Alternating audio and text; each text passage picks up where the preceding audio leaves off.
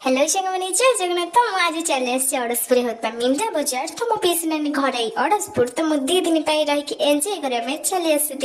तो मुझे आपण मानक देखा मीना बजार केते सारा दुकान पड़ी केते मजा मस्ती हो। तो मु मो भौणी चली आसी टिके मीना बजार।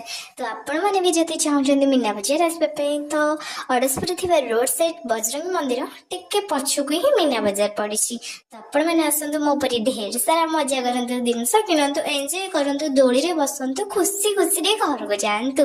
तो मुझे चली जाइए किसी जिनस किणवाई। तो आसतु मुझे आपण मानक देखुची केते सारा ढेर दुकान पड़ता आते मजा मस्ती आम दी भौणी बुलिकी घर को फेरी। तो अड़सपुर भाई मैंने जो मैंने भी वीडियो टी देखुं प्लीज टी लाइक कमेंट शेयर करेंगे। तो मो चैनल को टी यूट्यूब चैनल को टी सब्सक्राइब करने प्लीज।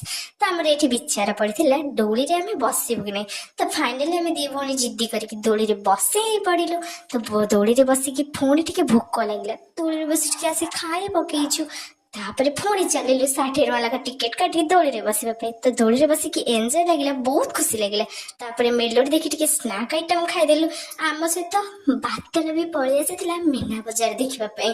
तो यहाँ बादल नुह यहाँ धुआं था। मुझे मिछे जोक शुणाऊली।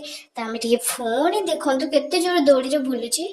तो आम दी भौणी दोली रे बस पुणी टे मजा नेलु। बाटे बाटे चुपचाप घर को पलि आसिलु।